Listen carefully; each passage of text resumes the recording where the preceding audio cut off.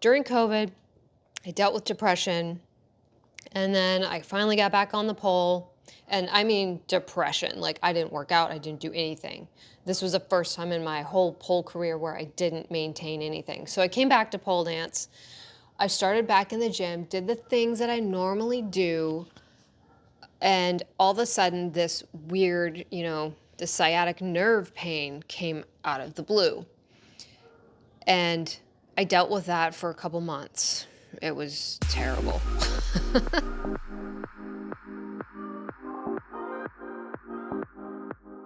Hello and welcome to episode 10 of Pole Dance Rants.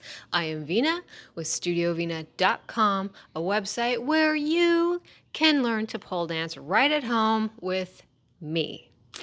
Today's topic is menopause. Menopause, the musical. No, it's menopause. And while I'm not in menopause, I am experiencing perimenopause. So this was a requested rant, but it was a rant that I did have on my list. I just was kind of on the fence about whether or not I should do it, since I've not actually experienced menopause myself yet. But hopefully this will give you some information that you can use moving forward, whether or not you've already entered into perimenopause, menopause, or you're postmenopausal. So I'm going to talk about all three of those.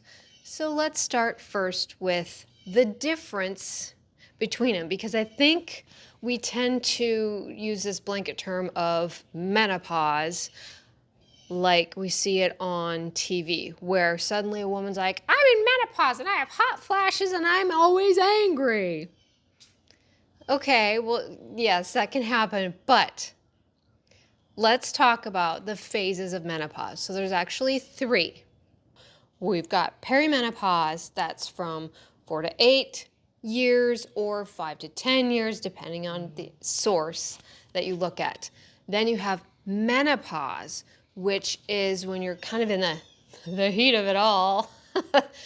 And this is a year where you do not have a period. So you don't menstruate for 12 months.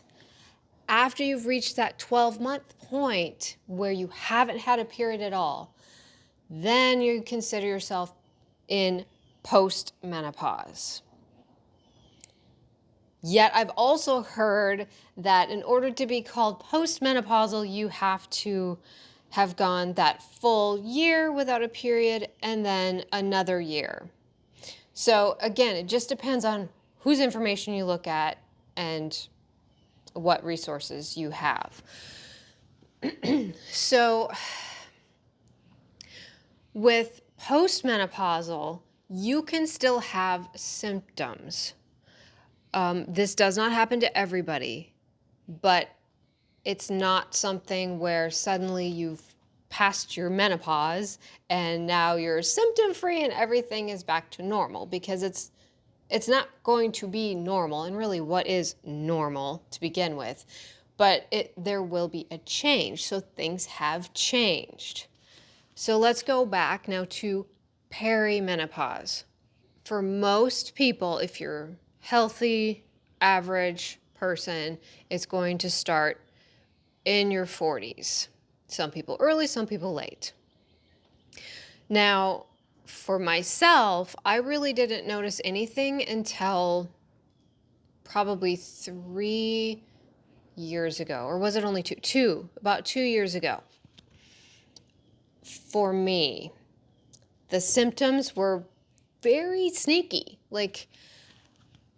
So the biggest thing that I realized was my periods were not regular. And I have been regular since the beginning of time. And I also want to add, before we go on, because I think this makes a difference in your menopause journey, I have not been on birth control at all since, it would be 2002 or 3, shortly after I had my second baby. I had been on birth control before that, and I'd tried all of them. The shot, the patch, the ring. The only thing I didn't do was the thing that goes under your skin. I couldn't fathom having that. No. I tried multiple different birth control pills. My body does not like those hormones. I was a hot mess. If one of them worked well for me physically and didn't cause discomfort, then emotionally I was a freaking nutcase. It was terrible. I remember when I had the patch on, I had bought towels and I bought 2 different ones and I didn't know which ones to keep. And I was sitting in the bathroom bawling because I didn't know which towels to keep. And my husband came in and he's like, take the patch off. Because he's like, this is not you. And so I took it off and soon I felt much better. But so for me, birth control and my body were not friends. That either made me feel like I was pregnant and nauseous constantly, emotional problems, just weird symptoms, funny taste in my mouth. Like it just was not for me. So please keep that in mind. This is coming from somebody who has not been on birth control for a very long time.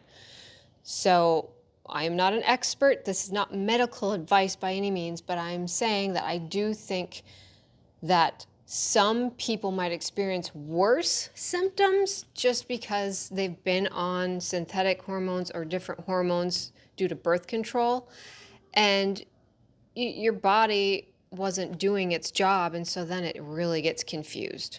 Does that make sense?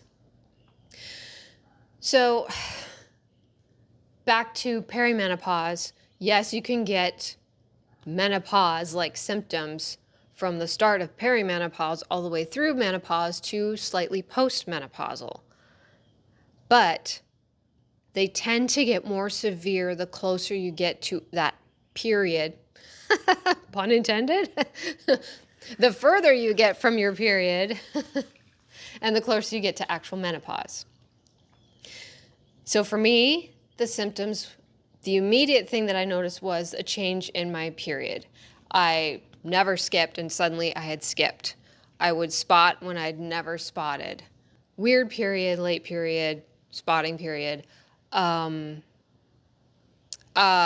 get ovulation pain, and thankfully that's kind of decreased now that I'm in this portion of my life.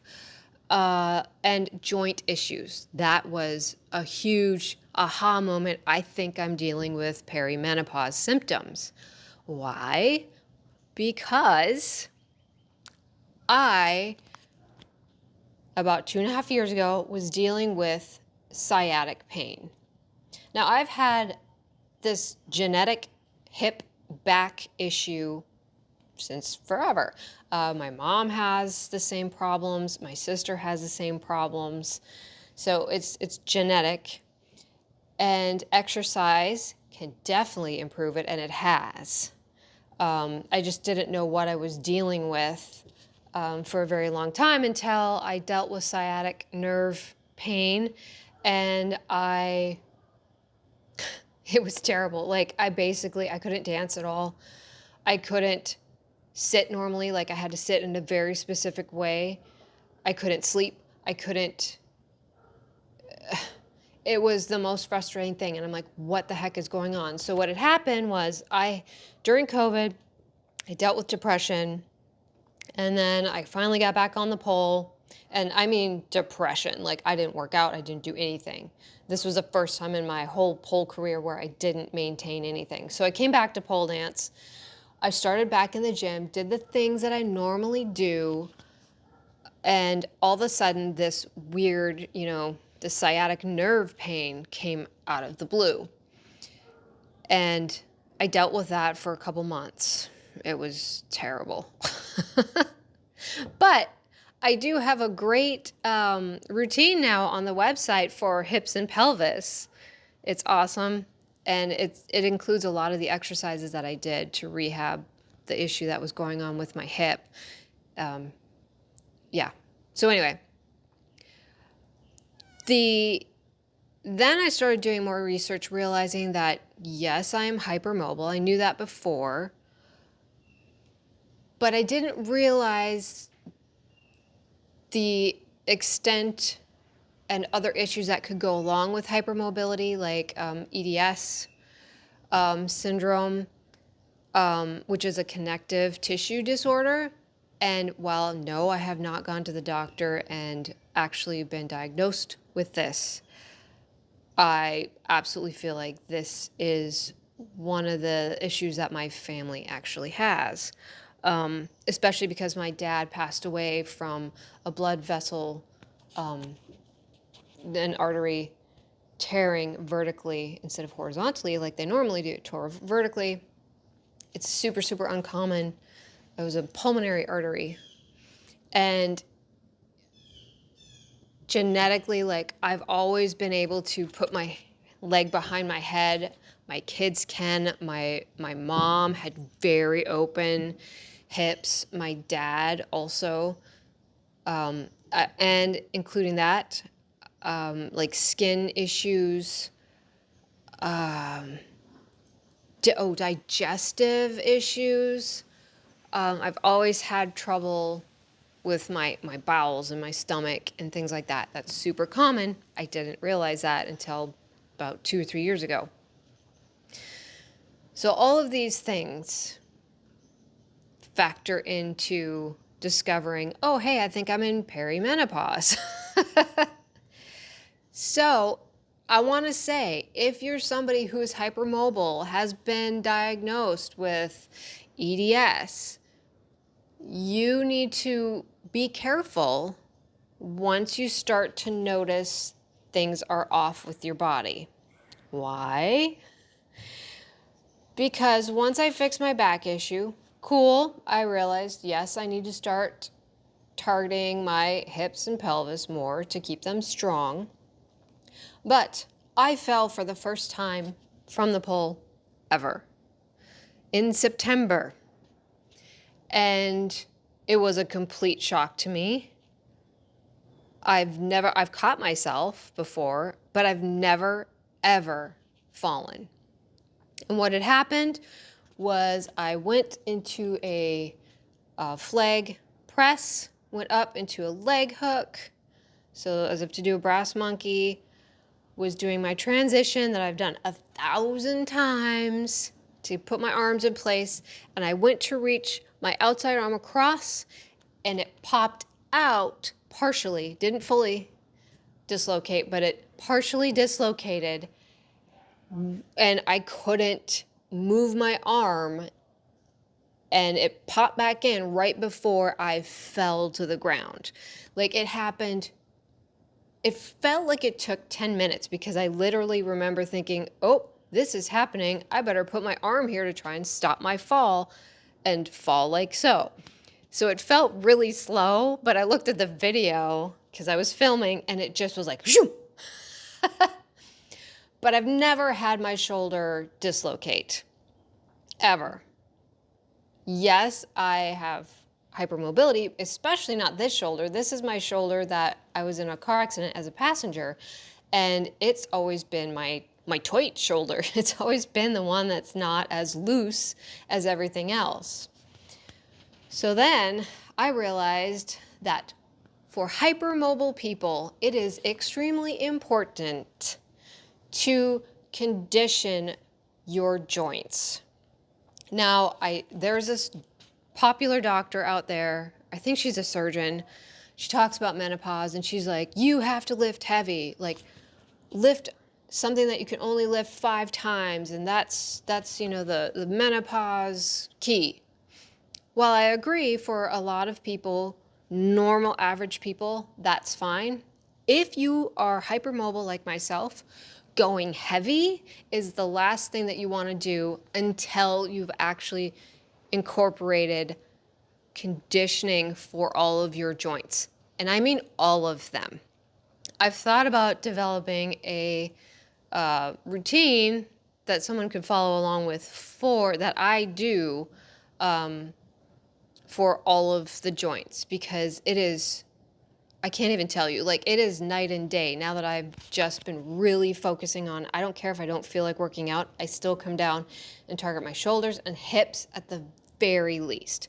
Like, my joints got so janky that I did yoga on the beach and could hardly walk back home because I had stood on an uneven surface and my ankle was just angry about it. I was like, what the heck is going on?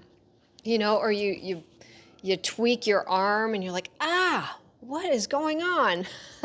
So if you are pole dancing and you're starting to feel like there's these weird aches and pains or slips that are happening that are not normal, it could be perimenopause. So do not ignore it. And I can say I've been focusing, let's see, it's September. So yes, since September, through the hurricanes and everything, even when we had to evacuate, I brought my exercise bands with because I was like, I am maintaining these exercises so that my body doesn't fall apart.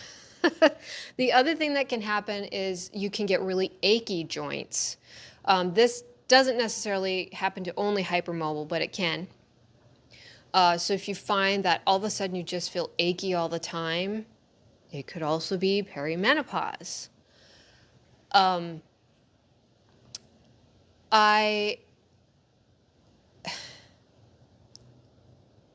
I also don't want this to scare people, and I don't want to make a video. You know, you go and you Google and you're like, what are the symptoms? And all of a sudden you're like, oh my God, I have all these weird symptoms. Because if you've ever been pregnant, you know there's weird symptoms that happen when you have hormones doing stuff in your body. You have weird cravings, things smell different. For me, pregnancy was good. The first trimester was awful because my sense of smell was incredible. We literally had to move out of an apartment when I was pregnant with baby number 3 because I got so sick I couldn't do anything other than lay in bed and try not to vomit because we lived in an apartment and most of the people there were from India. I love Indian food. The people were awesome. But the cooking and right below us, they would do like meetings and stuff and do incense and all that. As a pregnant woman, oh my God, I was so sick. But now I love Indian food. So it doesn't have to be something that you don't like that can set you off. So hormones do weird things. Don't forget that.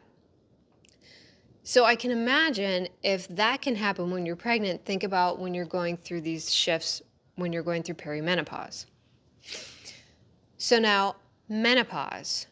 I have not experienced this yet, obviously. Unfortunately, my mom is dealing with dementia and does not remember, so I can't ask her. My oldest sister passed away in her 50s before she hit menopause, plus she had a hysterectomy. And my next oldest sister had to have surgery, so she also was pushed into menopause early because of the surgery that she had. So I don't really have anybody where I can look and say, oh yeah, this is definitely what's happening, or learn what to expect from my family. The only thing my mom did tell me was, she goes, I don't remember it being bad, but I remember going out. We lived on a farm. She goes, I remember going outside and crying in the trees a lot. So I'm like, well, that checks out. So remember, the menopause is once you've gone 12 months, so a full year without any spotting, no period, no nothing, okay? You can still have the same symptoms going on, more symptoms, less symptoms, hot flashes. I don't have any of that yet. Not to say I won't. Because my sister, when she got pushed into menopause because of her surgery, she's like, you will know. You will know. And she's like, I was in the shower just sweating in the shower, in a cold shower. So I'm like, okay. And then post-menopause, hopefully, what I've been told or what I have read and studied, is that if you're hypermobile and you're dealing with loosey-goosey joints like I was, because I'm working on it, those symptoms will go away once you are actually postmenopausal. I hope. I would love that. But then you get a whole bunch of more things, vaginal dryness, which can also happen in perimenopause. Basically, what I've seen is peri, menopause, and post all can have similar symptoms, just varying from different degrees. So I'm going to let you Google that and see what you want to see, because I also don't want to put ideas in your head of, oh, this is exactly what will happen, because the power of suggestion is real, right? So that's what I'm saying. I don't want this video to scare you or to put you in a position where you're expecting a certain outcome, because that's not helpful either. So now let's switch from this whole discussion about it to how to cope with it. For example, as somebody in perimenopause, I have discovered that it's really important to do the strength work for my joints. And this includes mobility, but mobility using weights so that in end range motion, my muscles, excuse me, I had a hiccup. My muscles can support me. My ligaments, my tendons are strong and thick to allow for full range of motion without concern of my shoulder going out of place, things like that, or that sciatic issue coming back. So you can work through it. There are solutions. One thing that I have had people tell me, you should go, do hormone therapy, replacement. No, I had such a terrible time with birth control, and I've heard so many stories of women who have used it and it's been terrible. Some people it's great. I imagine if you've been on birth control, it might be really good because your body's already used to like the synthetic hormones or whatever they've put in them. So it might recognize it a little bit better and then help ease your symptoms. But for myself, who's not been on birth control, I won't unless I absolutely have to. That would be a last resort. Diet, though, you guys. Exercise and diet, so amazing. I've changed my diet really significantly the past 2 months, and I notice a huge difference, not only in mood, but like the digestive issues are better. My recovery from workout seems quicker and better. I no longer feel as much fatigue, especially if I have had a workout and a busy day. So eating better, huge, huge game changer for me. And by eating better, I mean, I do not eat boxed food. I don't. And if I am eating something like a boxed pasta, one thing you want to look for is avoid anything that says enriched. Why? Because enriched foods have literally had their brand germ like removed, and then they go and put synthetic stuff back in there so that the shelf life is longer and it's a smoother, better texture. So they literally take away everything that helps us as humans live and thrive, and they replace it because it lasts longer. Because my assumption used to be, oh yeah, enriched is good because they've added vitamins. I didn't realize that enriched meant they first took away nature and replaced it. So whenever I look for pasta, I avoid anything that says enriched. I found some excellent pasta that's just wheat. That's it. It's cheap and it tastes great. They don't have all of the noodles that I would like, but I don't care. Like it's worth it to feel so much better. So that goes for crackers and things like that. The only cracker that I'll buy in a box is a Triscuit because they are a whole grain. So look for whole foods. I could do a whole big thing on that, but I'm not a nutritionist. And you can do your own research and Google, whole foods. Anything that helps with inflammation is huge if you're in menopause, perimenopause, postmenopause, because inflammation causes joint pain as well.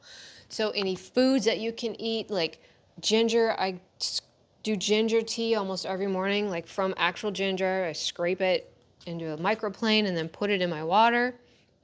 That stuff has been fantastic. The other thing that I do is cannabis, great for inflammation. And I'm not saying you have to go smoke a doobie. I'm saying look into things like Rick Simpson oil, look into hemp, things like that. These are all derived from the cannabis plant. So I'm not just saying, hey, go get stoned. That's not what I'm saying. Because you want to keep inflammation down. It'll help with your skin too. The other thing that can happen, our skin, speaking of that, our skin can change. And this can cause problem on the pole. Like you might get super sweaty all of a sudden, now you can't stick. Or you might become very dry and you can't stick. Or your skin, if you have hypermobility or EDS, I almost said EDM, EDS, you might find that your skin gets like really a lot of elasticity to it. And that can end up kind of being more painful on the pole because it almost like sticks and stretches beyond normal. So collagen, I don't take a collagen supplement, but I have heard that it can really help if you're dealing with, menopause symptoms. But again, for a while after I fell, I was very much identifying with the fact that I'm in perimenopause. This was not helpful. Anytime you identify, attach yourself to an idea, is what I mean by identify. I would say all the time, I'd go walk with a friend and be like, yeah, I have to be careful because I'm in perimenopause and I have really loose joints. And I would think about it and talk about it all the time. And that is not helpful. Very recently, I've decided, you know what? The exercise that I'm doing is really helping. I am stronger than I have ever been. And I can tell that because lifting weights, one of the things that has always been sketchy for me is overhead press. I've always had to be very cautious. But doing these exercises, like, I feel so solid. Push-ups, things like that, game changer. So just because you're going through the change doesn't mean you need to identify with it and obsess over it and make that your entire being. And I'm not saying ignore it and act like nothing is wrong, because that's not helpful either, right? So there needs to be a balance of acknowledging, oh, hey, this might be what's happening. And then accepting, okay, it is what's happening. And then taking action and moving forward, but not obsessing. because our brains, whatever we tell it, it believes. If you're telling it, I am having terrible perimenopause trouble, it's going to get worse and worse and worse. Something else that people can deal with is sleep issues. For me, again, cannabis, game changer. I'm just saying, game changer. And I've been somebody who's dealt with sleep issues for forever. So the sleep is generally not a problem for me because I have that tool. You can use other medications and stuff like that, but I really try and stay as plant-based as possible. That doesn't mean I'm vegan. I do still eat meat.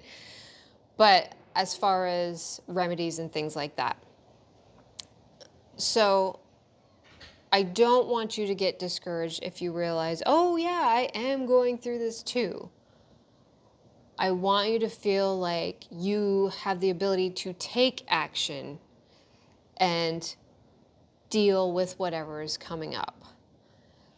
Now, I've been very lucky. My symptoms at this point, now that I've changed my diet, I've worked on strengthening all of my major joints and some of my smaller joints, I feel back to normal. And guess what? As soon as I started changing my thought process and going back to, hey, I've got this, like, I'm a strong person, I care about my body, and I've got this, things changed. Things are more regular. I'm not dealing with any issues with the joints at this point, where it seemed like before, after my sciatic injury 2-3 years ago, every time I pole danced, I felt like I would tweak something, which was not normal for me. Like, you know me, I'm all about making sure that people are doing things correctly biomechanically so that you don't get hurt. So the fact that all of a sudden I was unable to do the thing that I loved was very confusing. And I'm like, what is going on? And I had just decided, okay, I'm going to accept the fact that I'm just going to have to stick with super basic beginner stuff because I can't trust my body. I kept telling myself and other people, unfortunately, I can't trust my body. And as soon as I changed that narrative and I started writing about how I can trust my body, I started seeing, look at the press I'm doing. I'm lifting heavier for the shoulder press than I ever have been able to do. So don't get discouraged. Don't get obsessive. Take action, do your research. Unfortunately, I have actually reached out to some people who are, they're physical therapists, and they talk about joints, joint health, and hypermobility, things like that, saying, hey, I'm going through this. What do you have? What suggestions? And they're just like, hormone replacement therapy. That's the only thing. I'm like, okay, I guess I'm on my own. So that's when I, once again, decided to just figure it out on my own. Went through what made sense and what's working for me at this point. So I get that it can be difficult to research, especially these days. It feels like when you Google something, it's 2 pages of ads before you actually get to any answers. And then you get answers. And sometimes the answers aren't great. Like, it is getting really bad. Like, Googling is becoming almost comical at times, especially with the AI answers. Like, sometimes they're good, they're decent, and other times they're way off. So be careful with that. Overall, listen to your body. If you haven't taken the time to start to pay attention to your body, here's some things that can help. Journal about how you're feeling. Like, do you feel like puffy, swollen? Do your joints hurt? Do you have a headache? Journal about that so you can look back and see patterns. Take some time to write down in your journal once you've tracked what's going on with your body, some gratitude or some positive affirmations like, I am so happy that my body is strong, or my joints have never felt stronger. I feel so light and happy. I am excited to move into the next phase of life. I'm excited to see what comes next. So change that thought process of I'm getting older, I'm going to get fat, to, okay, let's see what comes next. I am open to it. I am not scared of it, because the second you start to get afraid of something, that's when it can really stick with you, right? That's why fear works so well when we're talking about media. They love to make us afraid. They're like, you should be afraid of everything, because then you're going to keep coming back to see what to be afraid of next. So if you get that out of your head and just focus on the positive and what you want, I want to still pole dance. So that's what I'm going to do. And I will figure out a way to do it, even if I have to do it on my own when no one else can help me. So don't forget to stay positive. And I know it's really hard because I'm not naturally a positive person, trust me. But forcing yourself to find the positive can make a huge change. You can also do a meditation. What the word is, it was like a body meditation, body scan, that's it. A body scan meditation to help you tune into your body, because some people are so disconnected that they don't even realize that they've had a headache for a half an hour before it gets like just blinding. Other people are hypersensitive. I'm hypersensitive. I'm like, ooh, I think I might get a headache in an hour. So something that helps me is to drink peppermint tea. Seems to help really well with headaches right now, at least in this phase of my life. Peppermint tea works pretty well for that. So I just want you to take that time to understand your body, and then you can start to recognize patterns, and then you're able to say, okay, this is normal, this is not normal for you, because I strongly feel that the whole normal or general population is, there's such a spectrum, you know? We all have some sort of tism, right? We're all on the tism spectrum. But yeah, so none of us are completely normal. Hopefully this was helpful. I don't know, it may just be a lot of, sound like me whining about perimenopause, but I hope that it's helpful. If you're interested in having me do the joint routine, the routine for healthy joints, I mean, anyone can use it, including people who are just hypermobile or people who just want to, you know, better their joint health. Let me know if you're interested, and I'll think about creating it for other people. There's a lot to it. So I feel like I'm at the phase of my life where I'm now doing more just to maintain than to see gains. But that maintenance has allowed me to see gains, which, hey, I think that's great, right? So you maintain, then all of a sudden you realize, hey, I've gained, which is cool. So keep track of your body, keep in touch, see how it's going, and then you'll be able to do your research and figure out what you need to do. Oh, last thing, lentils. I absolutely am in love with lentils right now because they have so much protein. A lot of things that I used to have with rice. Again, if you get brown rice, make sure it's whole brown rice, because they do make a brown rice that's enriched. But anyway, what was I saying? Brain fog. But that's actually normal for my family. We're the kind of people who are like, what's the word? What's the word? What's the word? Oh yeah, toe. You know, some simple word just slips your mind. But anyway, pay attention to your body. Be gentle to your body. And let me know, there it is. Let me know if you're interested in having me do the joint health routine that you can follow along with. And I'll see if I can make that happen. This will be the last rant for a while. I am now going to be shifting, since the weather's nice, into creating more classes. These are classes that are different from the programs and tutorials. So I have tutorials that are individual, that talk about, they really are in depth and break things down, static and spin.